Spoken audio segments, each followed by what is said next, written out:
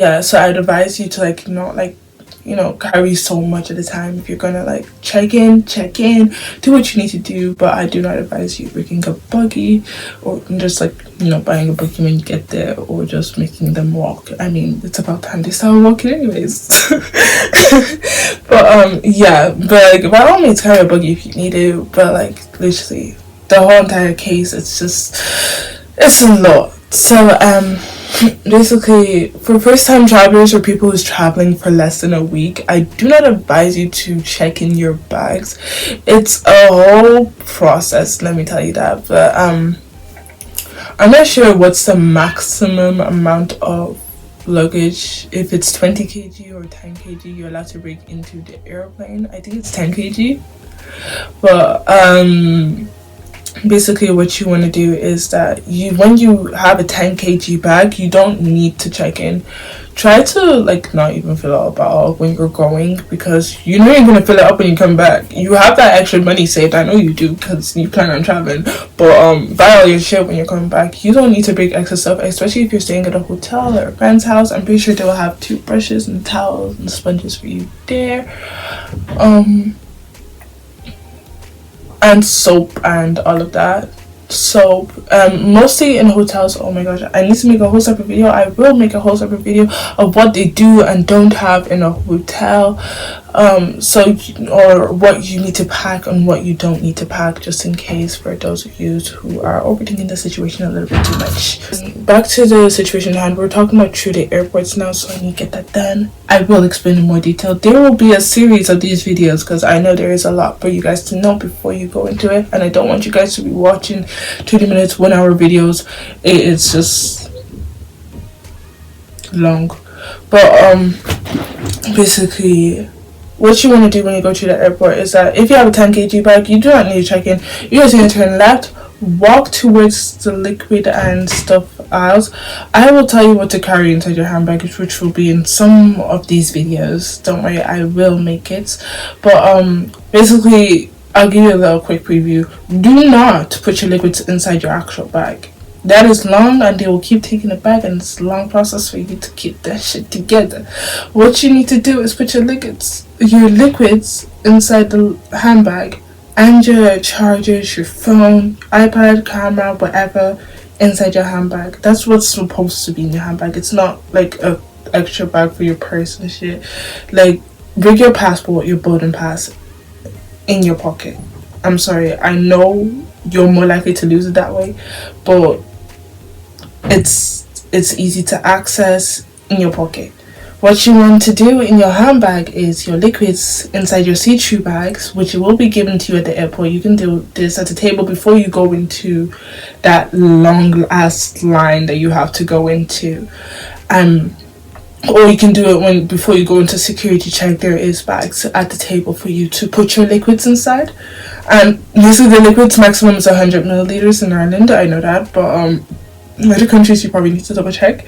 I advise you doing this beforehand, but if you're going for a cheaper routine, please by all means use the airport ones. It's for free. You need to put your chargers, your phones, and all that shebang inside your handbag. Those are still just meant to be in your handbag, because once you get to security, you're gonna have to empty out that bag, empty out like the handbag. That's the one they're gonna really be checking the most, your handbag, making sure that everything's there. And try not to forget anything, because you don't want them carrying it back and carrying it forward and carrying it back and carrying it forward. It's a bit long, but yeah. Don't carry any weed, cocaine, or alcohol. Just don't. But like, they will stop you. I'm so sorry. Alcohol, if you buy it in the airport, then that's a whole different story. But like before security check, they may stop you, because certain alcohols will not be allowed in certain countries. Yeah, so once you get all of your sugar together, after that security check, there should be a board.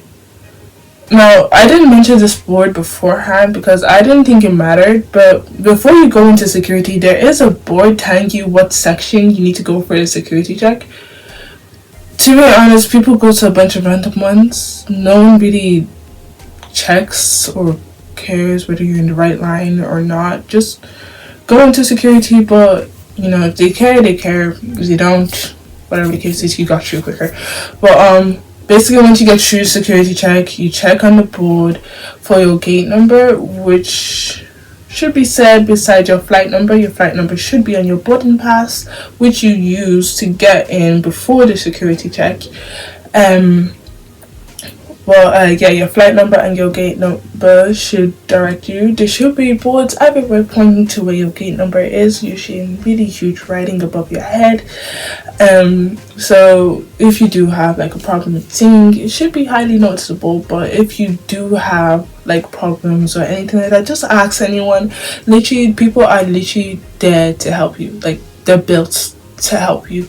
The gate usually closes 30 minutes beforehand. On the boards, it usually tells you how long it takes to get to that gate. So whether you need to run, whether you need to walk, literally just walk away. If you still have like 30 minutes, 1 hour before you closes, I like to get there like 15 minutes before the gate closes, because that's when it opens. There's nothing sitting there for a long time, but like, I like to get my food and go to the gate to sit there, because waiting that extra whole entire mile is a lit long, and then they don't get a seat, and I want a seat, get me? And I want to get there before the last call, because I'm not trying to miss a flight, because flights are expensive, and rebooking it is mad. But yeah, so get there before the final call. Usually before the final call you have priority, so if there is a long line before your gate, like pointed towards your gate, you're more likely in the wrong line.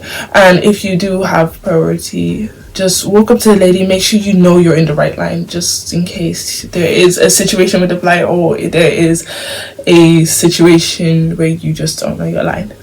But yeah, always ask questions, especially when you're unsure, because man, it is long being unsure. It is very long being unsure. But yeah, okay, so what I didn't really talk to is like people who do have to check in. So okay, so let me get comfortable, because this is gonna be a long ride. But basically, people who do check in their bags, let's say you need to bring extra stuff, you're moving houses and stuff like that, make sure you make your baggage unique. Put a name tag, get a different color, a matte color. Make sure you like put toothpaste on that shit or something. I don't know, permanent marker stating that this is yours. Because what you don't want to do is mix up your bag with someone else. A lot of people get black bags, so I do not recommend buying black luggages. But let's say you have like a pink zip like I do, then by all means go ahead. You need your name tag on it. If you're going to put your name tag on it, make sure you put your number on it, because just in case people pick up the wrong bags, they can call you and you can pick up your luggage and stuff like that. Let's say the thing about checking in that worries me the most is your luggage getting lost or sent to a different country. This is why I do not recommend to people who are only staying for a week, because by the time you get your luggage, it'll be like, I don't know, 2 days left, 1 day left. So there's not really a point of, being stranded like that. So yeah, if you're going for like less than a week, like 10 kg, just do that instead, because more likely you're gonna go shopping, you're gonna buy your shit there. I'm sorry, I keep saying shit. I don't know if any of you is like under 13 or something. I really should stop. But yeah, so if you have to check in, just make sure you have uniquely identified to you. The lady should guide you through the process. Make sure before you check in that your passport is signed. Just put that.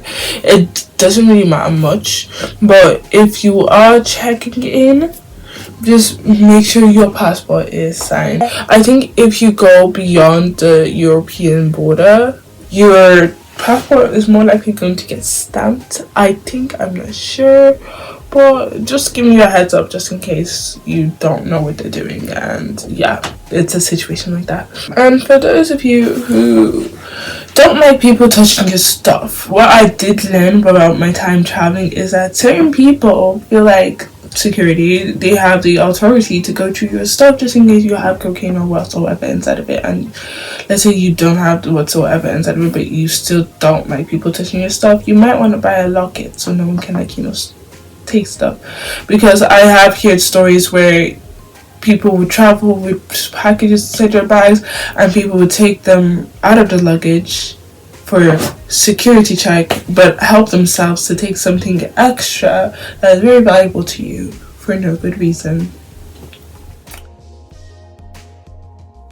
Just so you, like, if they were to, like, you know, go open your bag, you know that's going to open up by breaking your locket. You can complain, you can sue, you can do whatever is needed to be done. But yeah, so just a little bit of advice just about locket. Like, it's not a common thing to happen, but just in case it does happen, you don't want to deal with that. You don't want that person to get away with that. You just don't. I think that's everything, actually. Well, thanks for staying towards the end. If you did, make sure you hit that thumbs up and comment any extra advice that you need to comment in order to advise as many people as we can, because we are literally trying to reach as many people as we can. And genuinely, as I spoke, these were all the things that I was looking through in YouTube videos that I just couldn't find. And this is only for like first time travelers. Obviously, if you're a professional traveler and you think you know your shit, make sure you leave that comment down below, because we need as much advice as we can get. We just need as much advice as we can get. But yeah, and if I did say anything a little bit dodgy, a little bit wrong, by all means correct me. The priority of going on this trip is that you have a fun time. You try not to like overthink things.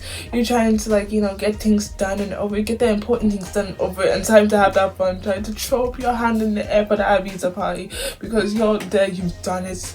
Once you get through that part, please, everything will be a breeze, literally a breeze. This is why I made this the first video, because like this series is gonna contain all in what it needs to be old, because I needed it.